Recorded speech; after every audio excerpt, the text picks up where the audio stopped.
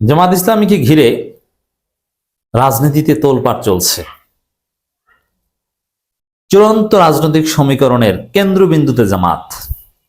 জামাতের বিরুদ্ধে যে ষড়যন্ত্র, বর্তমানে জামাতের বিরুদ্ধে যে নানান আয়োজন, দেশি বিদেশি আয়োজন,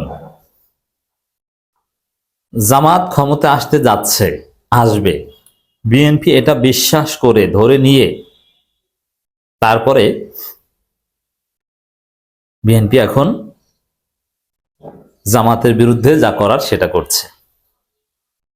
দেখেন, যে দল ক্ষমতায় আসতে যাচ্ছে তাদের বিরুদ্ধে প্রচার প্রপাগান্ডা, আর যারা ক্ষমতায় 50 বছর পরও আসতে পারবে না তাদের বিরুদ্ধে প্রচার প্রপাগান্ডা একরকম হয় না।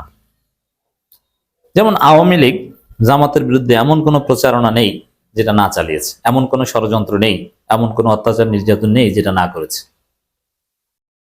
কিন্তু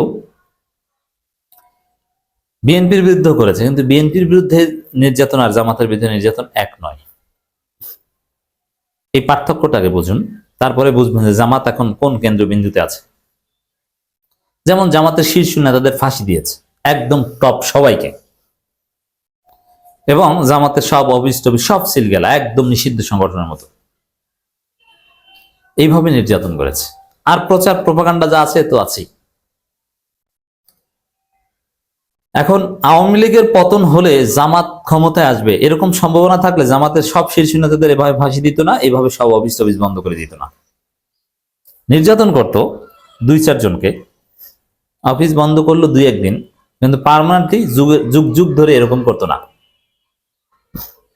কিন্তু বিএনপির উপর আওয়ামী লীগের নির্যাতনের ধরন দেখেন, এমন ভাবে নির্যাতন করেছে। হ্যাঁ, খালেদা জিয়াকে জেল খাটিয়েছে এবং 2-1 জন নেতাকে ফাঁসিও দিয়েছে। আবার অনেককে কিন্তু ফাঁসি দিতে ধরতে চায়, সুযোগ থাকলেও ধরে নাই। মানে হিসাবটা এরকম, যদি কোনো কারণে আওয়ামী লীগের পতন হয় তাহলে বিএনপি ক্ষমতা আসবে, ওই বিষয়টা মাথায় রেখেই বিএনপিকে নির্যাতন বা বিএনপিকে মাইর। আর জামাত ওরা কি ক্ষমতা আসবে? ওরা সর্বোচ্চ বিএনপির পার্ট হয়ে ক্ষমতা আসবে। অতএব ওদেরকে এইভাবে নির্যাতন করি যে ওরা তো আর ক্ষমতা আসতে পারবে না, ওরা হচ্ছে ক্ষমতার একটু পার্ট হতে পারে সর্বোচ্চ। এই নির্যাতন কিংবা প্রপাগান্ডার ধরন আছে। ক্ষমতাসীন বা সম্ভাব্য ক্ষমতা প্রত্যাশী দলের বিরুদ্ধে ষড়যন্ত্র বা প্রপাগান্ডা এক ধরনের হয়, আর যারা ক্ষমতা আসতে পারবে না তাদের বিরুদ্ধে হয় আরেক ধরনের। তো এখন জামাতের বিরুদ্ধে বিভিন্ন প্রচার প্রপাগান্ডা লক্ষ্য করা যাচ্ছে, অনেক কিছু।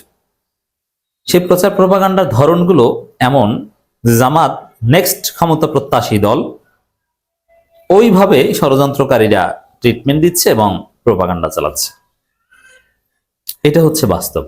এটা ষড়যন্ত্র প্রপাগান্ডা হলেও জামাতের লেভেল অনেক উপরে।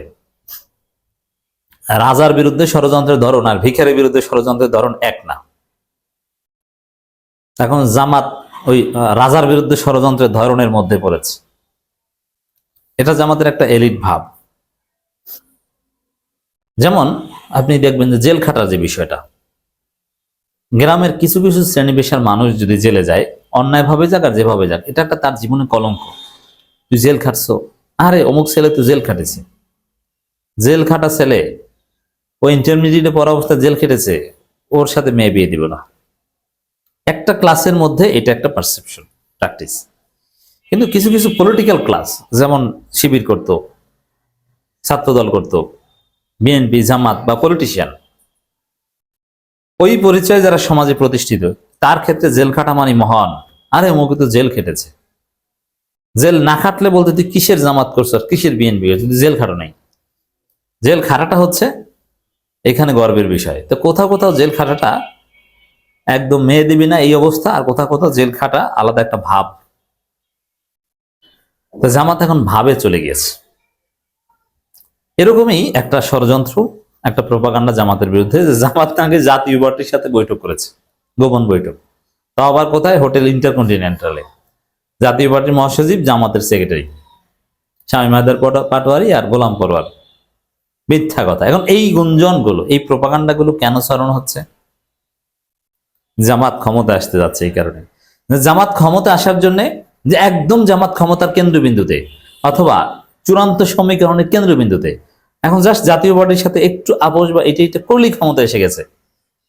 মানে জামাত জিতছে, যে তার পরে যেন বলতে পারে এই ষড়যন্ত্রকারীরা, প্রোপাগান্ডিস্টরা, ওই বিএনপি, আরে তো জাতীয় পার্টির সাথে আন্ডারস্ট্যান্ডিং করে ক্ষমতা এসেছে, জিতেছে তো এইভাবে। যেমন ডাকসুতে জেতার পর বলেছে না যে ছাত্রলীগের ভোটে জিতেছে। তাহলে এই ধরনের প্রোপাগান্ডা তখনই চালানো হয় যখন তারা মনে করে যে এই দল ক্ষমতা আসতে যাচ্ছে। তো জামাত ক্ষমতা আসতে যাচ্ছে এটা বিএনপি মনে করে বলেই জাতীয় পার্টির সাথে গোপন বৈঠকের প্রোপাগান্ডা ছড়াচ্ছে বিএনপির দখলকৃত মিডিয়াগুলো। তো এই প্রোপাগান্ডার লেভেলটা আগে বুঝালাম। আর এটা মিথ্যা, এটা তো আলোচনার শব্দ চয়ন দেখে বুঝতে পারছেন। জামাত ইসলামী এই বিষয়ে আনুষ্ঠানিক বিবৃতি দিয়েছে। আর গোপন বৈঠক কখনো ইন্টারকন্টিনেন্টালে করে না। ইন্টারকন্টিনেন্টাল একটা মানে হাই সিকিউরিটি একটা জায়গা, এলিট একটা জায়গা, পশ একটা জায়গা, সেখানে তো সিসি ক্যামেরা থাকে বা ওইসব জায়গায় ওরকম গোপন কিছু করা যায় না। সবাই তো ওখানে যেতে পারে না, অভিজাত লোকজনের আনাগোনা, সেখানে গোপন বৈঠক করতে যাবে এটা কোনো কথা? গোপন বৈঠক করার কত গোপন জায়গা আছে যেটা কেউ বুঝতে পারবে না।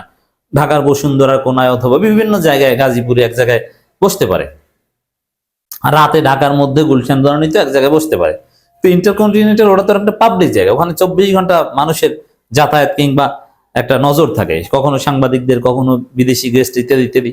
তো ওইখানে কেউ গোপন বৈঠক করতে যায়? মানে এরা স্ক্রিপ্ট সাজাতেও ভুল করে। বিএনপি দুর্বল লোকদের দিয়ে প্রোপাগান্ডা ছড়ায়। আওয়ামী লীগ হলে এত দুর্বল স্ক্রিপ্ট সাজাতো না। বাংলাদেশ জামাত ইসলামের সেক্রেটারি জেনারেল ও সাবেক সংসদ সদস্য অধ্যাপক মিয়া গোলাম পরোয়ার এবং জাতীয় পার্টির মহাসচিব শামীম হায়দার পাটোয়ারির মধ্যে গোপন বৈঠক অনুষ্ঠিত হওয়ার মিথ্যা ও ভিত্তিহীন তথ্য ছাড়ানোর তীব্র নিন্দা ও প্রতিবাদ জানিয়েছে দলটি। জামাত ইসলামের সহকারী সেক্রেটারি জেনারেল এবং কেন্দ্রীয় প্রচার ও মিডিয়া বিভাগের প্রধান অ্যাডভোকেট এহসান মোহাম্মদ জুবায়ের এক বিবৃতিতে এ নিন্দা জানান। বিবৃতিতে তিনি বলেন, বাংলাদেশ জামাত ইসলামীর সেক্রেটারি জেনারেল সাবেক সংসদ সদস্য অধ্যাপক মিয়া গোলাম পরোয়ার এবং জাতীয় পার্টির মহাসচিব শামীম হায়দার পাটোয়ারির মধ্যে ঢাকার হোটেল ইন্টারকন্টিনেন্টালে একটি গোপন বৈঠক অনুষ্ঠিত হওয়ার গুঞ্জন কিছু সংবাদ মাধ্যমে ছড়িয়ে পড়েছে। এটা সম্পূর্ণ মিথ্যা, ভিত্তিহীন ও রাজনৈতিক অসৎ উদ্দেশ্য প্রণোদিত। জামাত যেখানে জাতীয় পার্টি নিষিদ্ধ চায় সেখানে তাদের সাথে মিটিং করবে, আর জাতীয় পার্টি ভোট আছে নাকি? জাতীয় পার্টির মিটিং গোপন করলে এখানে আওয়ামী লীগের সাথে মিটিং করার একটা উপকারিতা আছে। আর আওয়ামী লীগ এখন মুখী আছে জামাতের সাথে বসা যায় কিনা, আওয়ামী লীগ খুশিতে খুশি।